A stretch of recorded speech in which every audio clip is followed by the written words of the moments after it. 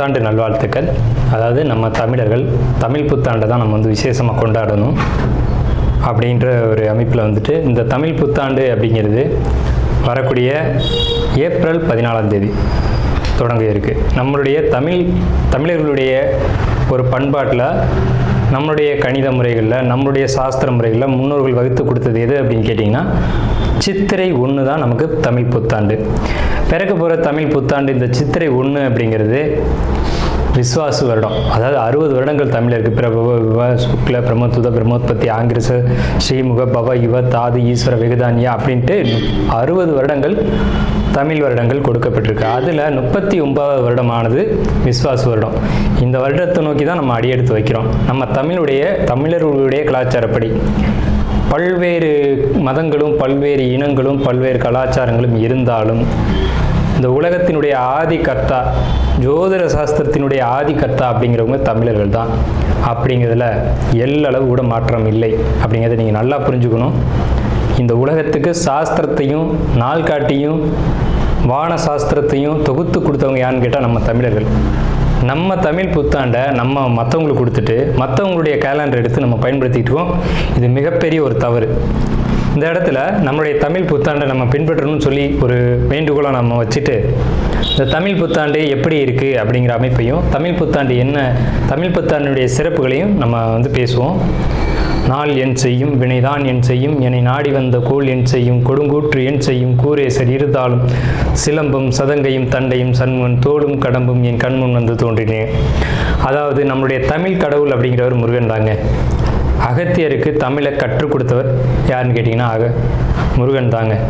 முருகன் தான் தமிழ் கடவுள். அதாவது அவருடைய பிறப்பு வேணால் நம்ம வந்து சிவன் பார்வதி அப்படி இப்படின்னு நம்ம சொல்லலாம். ஆனால் தமிழுக்கென்ற ஒரு கடவுள், தமிழினுடைய ஆதி கர்த்தா அப்படிங்கிறவங்க யாருன்னு கேட்டிங்கன்னா முருகன் தான். ஸோ அதனால் நம்ம முருகனை வணங்கி நம்ம இந்த பதிவை தொடர்வோம். சித்திரை 1 அப்படிங்கிறது ஏப்ரல் 14 ஆங்கில கணக்குப்படி. ஆங்கில கணக்கை தயவு செஞ்சு யாரும் எடுத்துக்க வேணாம். ஆங்கில நாள்காட்டி தவறானது தான்.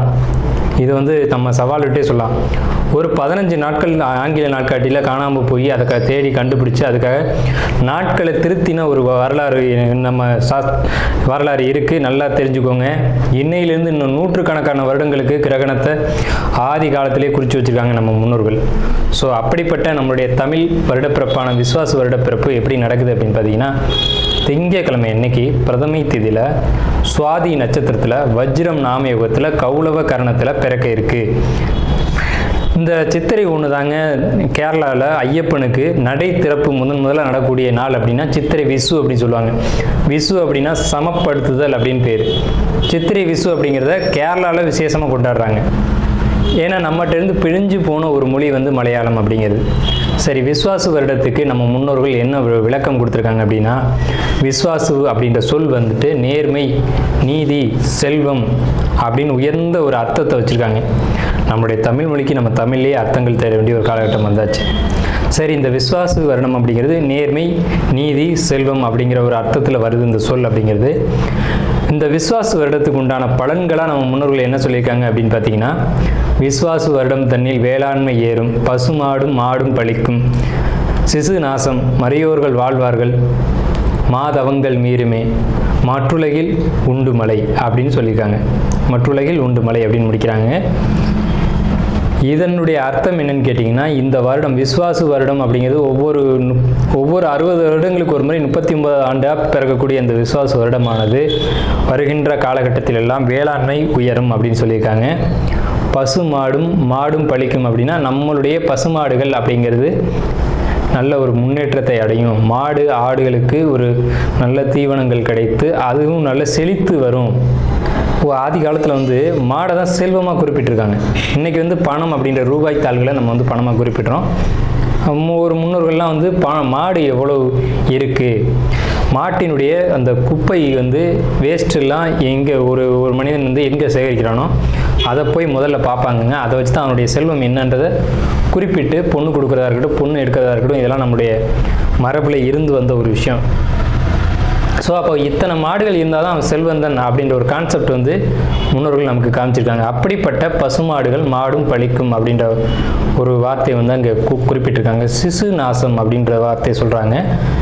மறையோர்கள் வாழ்வார்கள். மறையோர்கள்னு யாருன்னு கேட்டிங்கன்னா சமுதாயத்தில் முக்கியமாக இருக்கக்கூடிய பெரியவங்க, மற்றவங்களுக்கு வழிகாட்டக்கூடியவங்க வாழ்வாங்க அப்படின்ற சொல்லியிருக்காங்க. மாதவங்கள் மீறுமே அப்படின்ற ஒரு வார்த்தையும் வருது. மாதவங்கள் மீறும் அப்படின்னா ஒழுக்கக்கேடான செயல்பாடுகளில் மனிதர்கள் நடக்க வேண்டிய காலகட்டங்கள் வரும். ஒழுக்கக்கேடுனா என்னங்க?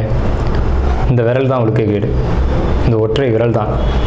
இந்த விரலை வச்சு தான் நம்ம பட்டன் அமுக்கிறோம், காசு வாங்கிட்டு அமுக்கிறோம். இதுதான் மாதவங்கள் மீறுமே அப்படின்றது. ஸோ அந்த மாதிரிலாம் இல்லாமல் மனசாட்சிக்கு துரோகம் செய்யாமல் யார் நீதி பரிபாலனம் செய்வாங்க அப்படின்றத தெரிஞ்சு சரியான வாக்களித்து நல்ல தலைவனை தேர்ந்தெடுக்க வேண்டிய காலகட்டங்கள் அப்படிங்கிறத இங்கே மறைமுகமாக இந்த விசுவாச வருடத்தினுடைய வெண்பா பாடல் அப்படிங்கிறது நமக்கு சுட்டி காட்டுது. இந்த சித்திரை வருட பிறப்பானது மகர லக்னம்னு சொல்லக்கூடிய சர லக்னங்களில் விழுகுது. எப்படின்னு கேட்பீங்க. தமிழனுடைய கணக்குப்படி சூரியன் எப்போது கிழக்கு வானில் உதிக்கிறதோ அதுதான் லக்னம். ஸோ சித்திரை மாதம் 1ஆம் தேதியானது உதிக்கக்கூடிய நேரம் அப்படிங்கிறது கிழக்கு வானத்தில் சூரியன் உதிக்கக்கூடிய அந்த டைம் அப்படிங்கிறது 2:22 அதிகாலை மணி 2:22க்கே சூரியன் கிழக்கு வானத்தில் உதிச்சிடறாரு. அப்போ அது லக்னமாக போட்டுக்கணும், இந்த வருடத்தினுடைய பிறப்பு லக்னமாக போட்டுக்கணும். ஸோ அப்படி நம்ம போடும்போது மகர லக்னம் சர லக்னத்தில் விழுகுது. முன்னோர்கள் சித்திரை 1ஆம் தேதி அப்படிங்கிறத கண்டறிஞ்சு அந்த 1ஆம் தேதி தொடங்கக்கூடிய லக்னத்தை கண்டறிஞ்சு அதுக்கான பலன்களை பஞ்சாங்கங்களில் எழுத ஆரம்பிச்சிருக்காங்க. ஸோ அதன் அடிப்படையில் சர லக்னமான மகர லக்னத்தில் இந்த புத்தாண்டு அப்படிங்கிறது பிறகுது. இது ஒரு விசேஷமான ஒரு விஷயந்தான். ஏன் அப்படின்னு கேட்டிங்கன்னா, அந்த மகர லக்னத்துக்கு அதிபதியான சனி பகவான் ஒரு பலமான ஒரு நிலையில் வருடப்பிறப்பின் போது இருப்பாங்க அப்படிங்கிற ஒரு விசேஷமான ஒரு அமைப்பில் இந்த வருடப்பிறப்பு அப்படிங்கிறது விஸ்வாச வருடம் பிறக்கின்றது. ஸோ இந்த விஸ்வாச வருடம் பிறக்கும் போதே நமக்கு ஒரு நல்ல செய்தி கிடைச்சாச்சு, இந்த வருடம் நன்றாக இருக்க போகுது அப்படிங்கிற ஒரு விஷயம். சரி, இதை சித்திரை மாதம் தான் நீங்கள் தமிழருடைய கலாச்சாரம் அப்படின்னு சொல்றீங்களே, இதுக்கு ஏதாவது ஆதாரம் இருக்கா அப்படின்னு கேட்டிங்கன்னா கண்டிப்பாக இருக்கிறது. புறநானூறு அப்படின்ற ஒரு தமிழ் இலக்கியம் இருக்குது. அதில் போய் தேடி பார்த்தீங்க அப்படின்னா தலைநாள் பூத்த பொன் இணர் வேங்கை அப்படின்ற சொல்லும், கனிவேங்கை நன்னாளே நாடி மலர்தலால் அப்படின்ற வார்த்தை வரும். அதாவது சித்திரை மாதத்தில் பூக்கள் அதிகமாக பூத்து குலுங்கும். அதனால தலைநாள் அப்படின்ற சொல்ல யூஸ் பண்ணுறாங்க. தலைநாள்னா முதல் மாதம் அப்படின்னு, தலை மாதம் கடை மாதம் அப்படின்னு பிரிக்கிறாங்க. கனிவேங்கை நாடி மலர்தலால், கனிவேங்கை நல்லான் நாடி மலர்தலால், அந்த பூக்கள் பூக்கிறதுனால அந்த கனிவேங்கை மாதம் அப்படிங்கிறதையும் தலைநாள் பூத்த பொன் இணர் வேங்கை அப்படின்ற சொல்லும் புறநானூறு அப்படின்ற இலக்கியத்தில் தமிழ் மாதம் முதல் மாதம் சித்திரை மாதம்ன்ற குறிப்பீடு அங்கே இருக்குது. சரிங்களா? வண்ண மலர்கள் பூத்து குலுங்கக்கூடிய ஒரு பொன்னான மலர்கள், பொன் போன்ற மலர்கள். இன்றைக்கும் கேரளாவில் ஒரு மஞ்சள் நிறத்தில் தங்க நிறத்தில் பூக்கக்கூடிய பூக்களை பறித்து அவங்க விசேஷத்துக்கு சித்திரை 1 அன்னைக்கு கொண்டாடுறாங்க. அவங்க தமிழ் பண்பாடை பின்பற்றுறாங்க அப்படின்றத இதை நீங்கள் தெரிஞ்சுக்கலாம். சரிங்களா? இப்போ இந்த சித்திரைக்கு அதிதேவதை யாருன்னு கேட்டிங்கன்னா மகாவிஷ்ணு. மகாவிஷ்ணு தான் காக்கக்கூடிய கடவுள் அப்படின்னு சொல்கிறாங்க. மகாவிஷ்ணு எங்கும் நிறைந்தவர் அப்படின்னு சொல்கிறாங்க. சரிங்க சார், சித்திரை மாதம் விசேஷங்களை கொண்டாடலாமா அப்படின்ற ஒரு கேள்வி வரும். 100% கொண்டாடலாம். ஏன்னு கேளுங்க. இதுக்கு உதாரணம் ராமர் தான். ராமர் பட்டாபிஷேகம் ஏற்ற மாதம் எதுன்னு கேட்டிங்கன்னா சித்திரை மாதங்க. அப்போது விலக்கப்பட்ட மாதங்கள் அல்ல, இது விசேஷத்துக்கு ஏற்றுக்கொள்ளப்பட்ட மாதம் எதுன்னு கேட்டிங்கன்னா சித்திரை மாதம்தான். பகவத்கீதையிலே ஒரு வார்த்தை வருது, ருதுக்களில் நான் வசந்த ருதுவாக இருக்கிறேன் அப்படின்னு கிருஷ்ணன் சொல்கிறார். நம்மளுடைய வாக்கியம்ல, இது பகவானுடைய சொல். அப்போ வசந்த ருது அப்படின்றது எதுன்னு கேட்டிங்கன்னா சித்திரை 1 தான் வசந்த ருதுனுடைய தொடக்கம். வசந்த காலம் அப்படிங்கிறது வெயில் காலம் அப்படின்னு தான் பேர், கோடை காலம் அப்படின்னு பேர். வசந்த காலமானது சித்திரை வைகாசி, இந்த 2 மாதத்தையும் வசந்த காலம் அப்படின்னு குறிப்பிடுறாங்க சமஸ்கிருதத்தில். அப்போ இந்த வசந்த காலம் எனக்கு பிடித்த ருது அப்படின்னு சொல்கிறாரு கிருஷ்ணர். ஸோ ராமர் பட்டாபிஷேகம் ஏற்றுக்கிட்ட ருது எது அப்படின்னு கேட்டிங்கன்னா சித்திரை மாதம். அப்போ சித்திரை மாதம் புது வீடு வாங்கலாம், புது வீடுக்கு கிரகப்பிரவேசம் பண்ணலாம், புது மனை எழுப்பலாம், மனை சம்பந்தப்பட்ட விஷயங்கள், மங்கள காரியங்கள், இது எல்லாம் செய்வதற்கு உகந்த மாதம் சித்திரை மாதம். அதே நட்சத்திரக்காரர்களுக்கு விஸ்வாச தமிழோடம் எப்படி இருக்க போகுது அப்படின்னு பார்த்தீங்கன்னா கண்டிப்பாக இது ஒரு நல்ல காலகட்டம். என்னென்ன விஷயங்களுக்கு அப்படின்னு பார்த்தீங்கன்னா ஒரு நல்ல மதிப்பு மரியாதை, சமுதாயத்தில் ஒரு பேர் புகழ் அப்படிங்கிறது இந்த ஆண்டு தான் கிடைக்கும். எதிர்ப்புகள் விலகும். அதே மாதிரி இவ்வளோ நாள் இருந்த பண பிரச்சனை அப்படிங்கிறது சரியாகும். சாதகமான பலன்கள், எல்லா விஷயத்திலையும் எடுத்த காரியத்திலலாம் வெற்றி அப்படிங்கிறது கண்டிப்பாக கிடைக்கும். வியாபாரத்தில் ஈடுபடக்கூடியவங்களுக்கு வெற்றி கிடைக்கும். வேலை கிடைக்கல, ஜாப்புக்கு போயிட்டுருக்கேன், ஜாப்பில் பிரச்சனைன்னு சொல்லக்கூடியவங்களுக்கு அந்த பிரச்சனைகள் சரியாகும். இருந்தாலும் கொஞ்சம் கவனமோடு செயல்படணும். உங்களுக்கு ஏதாவது வர வேண்டிய பணம் இருந்தால் கண்டிப்பாக வரும், வரவுகளுக்கு நிச்சயம் வரும். அது பழைய பாக்கி பெண்டிங் நிறைய இருந்துச்சுன்னா வரும். உங்களுடைய சொத்துக்கள் இருந்ததுன்னா அது உங்களை வந்து சேரும். அந்த சொத்தில் ஒரு முடிவு, அதில் ஒரு வில்லங்கம் இருந்ததுன்னா அது ஒரு முடிவுக்கு வரும். ஜாப்பில் இருக்கக்கூடியவங்களுக்கு மேலதிகாரிகளுடைய ஒரு சப்போர்ட் அப்படிங்கிறது கண்டிப்பாக கிடைக்கும். அதாவது கும்பராசி இது ஒரு அழகான ராசி. ராசி மண்டலத்திலேயே இது ஒரு அற்புதமான ராசி. இந்த ராசியில் தான் மிகப்பெரிய ரிஷிகளும் ஞானிகளும் சித்தர்களும் அவதரிச்சிருக்காங்க. ஸோ அப்படிப்பட்ட கும்பராசிக்காரங்க எங்கே இருந்தாலும் சரி, அவங்களுடைய குணம் அப்படிங்கிறது ரொம்ப தங்கமான குணமாக இருக்கும். என்னன்னு கேட்டிங்கன்னா, தனக்குன்னு வாழாமல் மற்றவங்களுக்காகவும் சமுதாயத்துக்காகவும் வாழக்கூடியவங்க அதிகபட்சமான பேர் கும்பராசிக்காரங்க தான். அப்படிப்பட்ட உயர்வான குணங்களை உடைய கும்பராசிக்காரங்களான உங்களுடைய குணம் அப்படிங்கிறது எல்லாரும் நல்லா இருக்கணும், நானும் நல்லா இருக்கணும் அப்படின்னு நினைக்கக்கூடிய ஒரு தன்மை இருக்கும். இதை தான் நம்ம எப்போவுமே நம்ம வீடியோக்குள்ளே அடிக்கடி சொல்கிற விஷயம் இதுதான். கும்பராசினாவே உயர்வான குணம். கும்பம்னா கோயில் கோபுரத்தில் தான் இருக்கும். அப்போ கோயில் கோபுரத்தில் இருக்கக்கூடியவங்களுக்கு குணம் எப்படி இருக்கும்? அந்த எண்ணமும் அந்தளவுக்கு உயர்வாக தான் இருக்கும். ஸோ அப்படிப்பட்ட உயர்வான எண்ணங்களை உடைய கும்பராசி நேயர்களே, உங்களுக்கு இந்த விஸ்வாச வருடம் என்ன மாதிரியான பலன்கள் நடக்க இருக்குது அப்படிங்கிறத பார்க்குறோம். தமிழ் ஆண்டு அப்படிங்கிறது 60 ஆண்டுகள். பிரபவ, விபவ, சுக்ல, பிரமோத்துத, பிரமோத்பத்தி, ஆங்கிரச, ஸ்ரீமுக, பவ, இவ, தாது, ஈஸ்வர, வெகுதானிய இப்படின்னு சொல்லி வரிசையில் 39வது வருஷம் தான் விஸ்வாச வருடம்.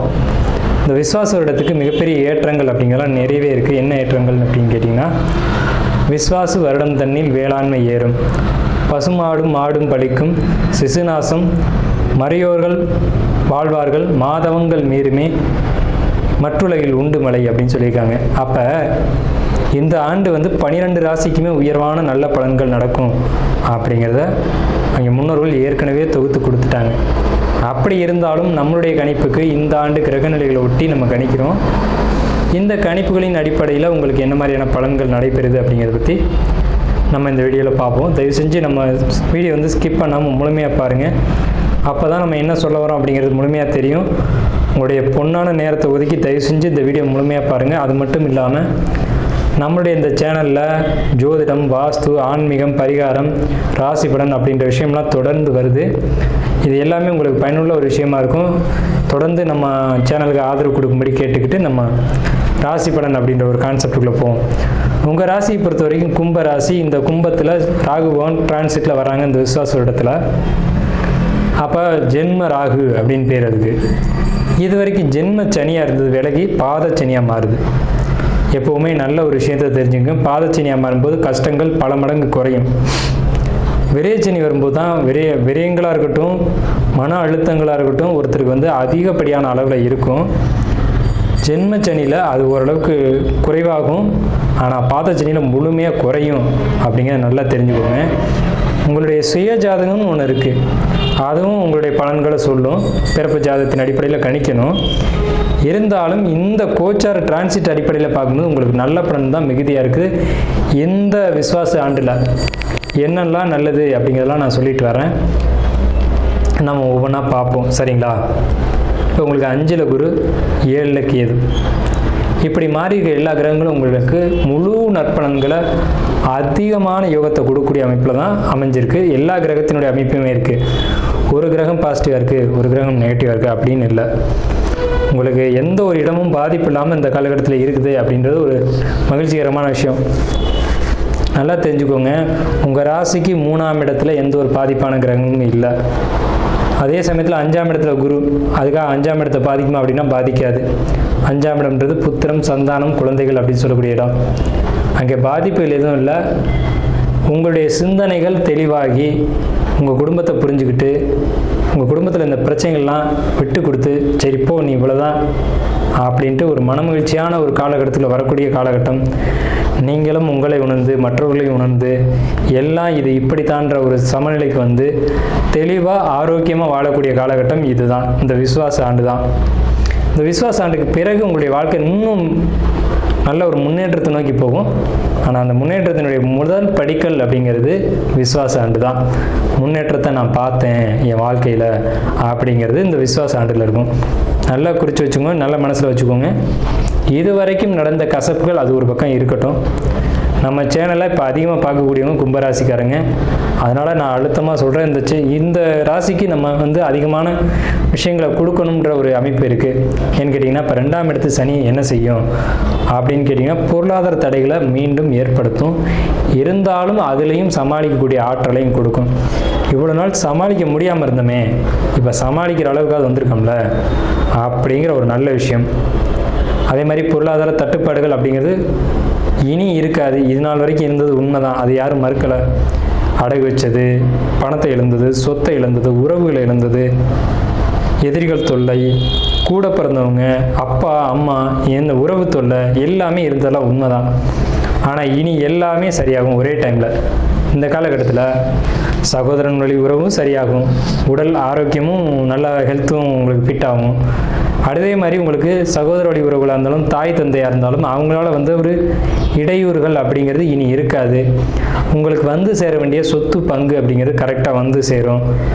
இதெல்லாம் ஏகப்பட்ட பிரச்சனையே வருது, அதெல்லாம் கரெக்டாக வந்துடும். எந்த ஒரு பிரச்சனையும் இல்லாமல் உங்களுக்கு பாசிட்டிவான காலகட்டங்கள். உடம்பில் ஏற்பட்ட பல பாதிப்புகள் நம்ம பழைய வீடியோக்குள்ளே என்ன பாதிப்புலாம் ஏற்படும்னு நம்ம சொல்லியிருக்கோம். அதெல்லாம் நடந்திருக்கு, ஒவ்வொருத்தரும் உணர்ந்திருக்காங்க. ஸோ அந்த பாதிப்புகள் இனி இல்லை. உங்களுடைய 8ஆம் இடத்தை சனி பார்வை செய்கிறதுனால உங்களுக்கு அடிவேறு சம்மந்தப்பட்ட பிரச்சனைகள் உடனடியாக சரியாகும்னு சொல்ல முடியாது, படிப்படியாக சரியாகும். விசுவாசாண்டு இதுலேயும் புரட்டாசி ஐப்பசி இந்த மாதங்களுக்கு மேலே முழுமையாக க்யூர் ஆகும் அந்த ஒரு விஷயம் அப்படிங்கிறது. சரிங்களா? இப்போ சந்திரன் மேலே ராகு என்ன சார் செய்யும் அப்படின்னு கேட்டிங்கன்னா, குழப்பங்களை ஏற்படுத்திக்கிட்டே இருக்கும். இருந்தாலும் தெளிவடைஞ்சு கொண்டே நீங்கள் இருப்பீங்க.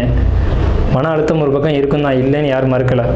அதே நேரத்தில் அதுக்கான சோர்ஸ் உங்களுக்கு கிடைக்கும். எந்த விஷயத்தை நினச்சி நீங்கள் கவலைப்படுறீங்களோ அதுக்கான ஒரு வழி அப்படிங்கிறது கண்டிப்பாக கிடைக்கும். பொருளாதார உயர்வு, புதிய சொத்து சேர்க்கை, புதிய வண்டி வாகன சேர்க்கை அப்படிங்கிறது இந்த ஆண்டு நிச்சயமாக கும்பராசிக்கு உண்டு. கணவன் மனைவி உறவை பொறுத்த வரைக்கும் விட்டு கொடுத்து தான் போய் ஆகணும். அவங்க புரிஞ்சுக்க மாட்டாங்க. அவங்க பிடிச்ச மயிலுக்கு 3 கால் அப்படின்றதுல இன்னும் கரெக்டாக நிற்பாங்க. 7ஆம் இடத்துக்கே இதை செய்யும். ஆனால் சந்திரன் மேலே இருக்க ராகு அதை விட்டு கொடுக்கணும் அப்படின்ற எண்ணத்துக்குள்ள உங்களை கொண்டு வரும். சில நேரங்களில் நீங்கள் ஆக்ரோஷமாக மாறுவீங்க. கும்பராசிக்காரங்கனால நீங்கள் அந்த ஆக்ரோஷத்தை குறைக்கணும். போகங்கள் மீதான ஆர்வம் நாட்டம் அப்படிங்கிறது அதிகரிக்கும். இது ஆணாக இருந்தாலும் சரி, பெண்ணாக இருந்தாலும் சரி. ஒரு மொபைல் ஃபோனை அதிக நேரம் யூஸ் பண்ணிங்கன்னா அதுவும் ஒரு போகம்தான். எல்லாமே அதுக்குள்ளே தான் அடக்கம். சும்மா கையில் வச்சுட்டு நோண்டிக்கிட்டே இருக்கிறதும் ஒரு தவறு தான்.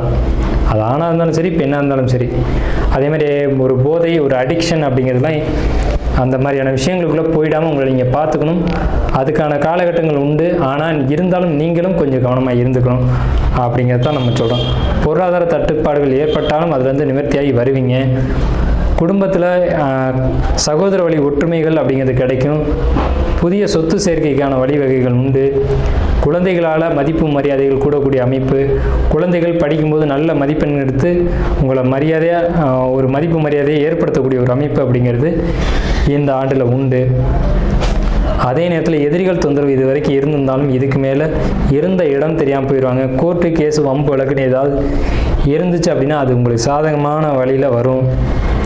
தூக்கம் மட்டும் இப்போதைக்கு பிரச்சனை. சரியான தூக்கம் அப்படின்றது ஏற்படாது. அயன சயனங்களை பொறுத்த வரைக்கும் போக்குவரத்தில் கொஞ்சம் பாதிப்புகள் ஏற்படுத்தும். கால், முட்டி, இடுப்பு, அதாவது இடுப்புக்கு கீழே வலிகள் ஏற்படுறதுக்கான வாய்ப்புகள் உண்டு. உங்களுக்கு மற்றபடி எல்லாமே பாசிட்டிவாக தான் இருக்குது. நெகட்டிவான அமைப்புகள் உங்களுக்கு அதிகபட்சம் இல்லை. உங்களுக்கு பாசிட்டிவான விஷயம்னு பார்த்தீங்கன்னா 70% மேலே நல்ல பலன்கள் இருக்குது. வெறும் ஒரு 25% மட்டும்தான் நெகட்டிவான பலன்கள் இருக்குது. அது என்னன்றதை நம்ம சொல்லியிருக்கோம். சின்ன சின்ன பொருளாதார தடைகளும், இடுப்புக்கு கீழான உடல் பாதிப்புகளும், அடிவயிறு சம்மந்தப்பட்ட பாதிப்புகளும், சரியான தூக்கம் வராத ஒரு தன்மைகளும் தான் உங்களுக்கு பாதிப்பாக இப்போதைக்கு இருக்கிறது.